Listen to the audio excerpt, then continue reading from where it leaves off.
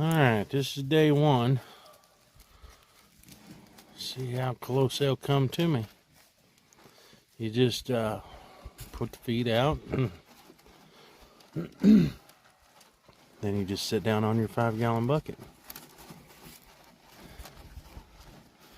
Eventually, they'll get close enough where you can touch them just a little bit. Then, they'll get to where they like being rubbed and scratched on. Yep. It's day one. Like I said, we just got them home today, so figured it was feed time. Figured they needed something to eat. So, just gonna sit here and watch them eat. Ain't that right, boy? Just sit and watch and be nice, quiet, and calm. So, I was able to move a little closer. Yeah, got just a little closer. I do this every year. I will usually buy 2 to 4, sometimes 5, depending on the price. I'll buy, anywhere from 2 to 5 heifers or steers or a mix, or heck, Christy brought home a little bull a couple times, or I brought home one and she did, but do this every year, and we just buy them to eat the grass all summer long, sell them come fall. We've been doing this every year now for about 10 years, I'd say. Well, I don't know, 8 to 10 years, but yeah, we just gotta have something out there to eat the grass in the pasture. And I got the horses. They're on the east side of the farm, and cows are on the west side of the farm, and then I got the goats on the north side of the farm. So they sure are doing good on grain. They just got weaned literally a week ago. Weaned off of their mama. They were my neighbor. She was able to raise these off of an old milk cow that she has. The the milk cow. She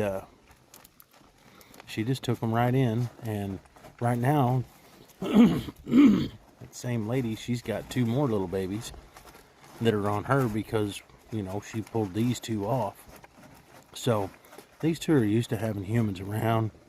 They're used to having people real close to them. So, these are going to be really easy to gentle down, I believe. But I normally buy Black Angus too, or black and white face. So, this is something a little new.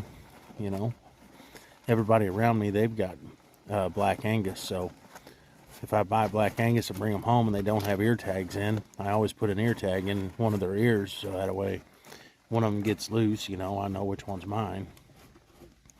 I ran into that issue once where they got loose and I wasn't able to tell which was mine and which was the neighbor's.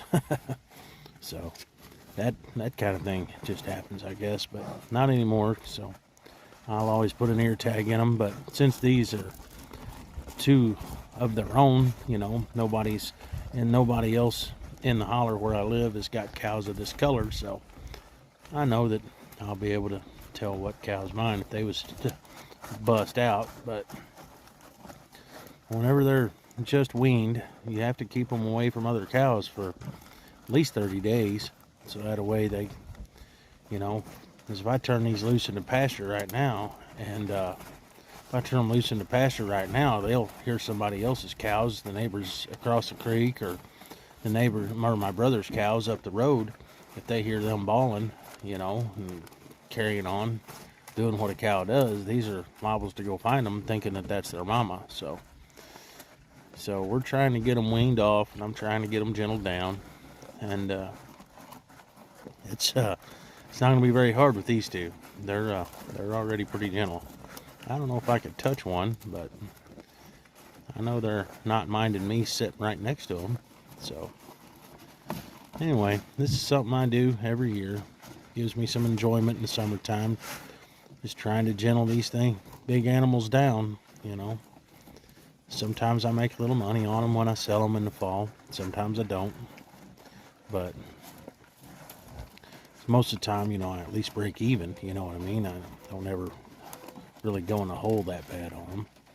So it's just a passion. That's what it boils down to. It's a necessity for the farm, and it's a little bit of an obsession of mine too. But they're doing good. I know we've sit here and talked, and it's been 5 minutes of nothing but watching two calves eat. But this is something I love to do, so it's just part of the farm. All right, I'll let you go. Maybe here in a few days I can get where I can touch one of these little rascals. But all right, we'll see you guys.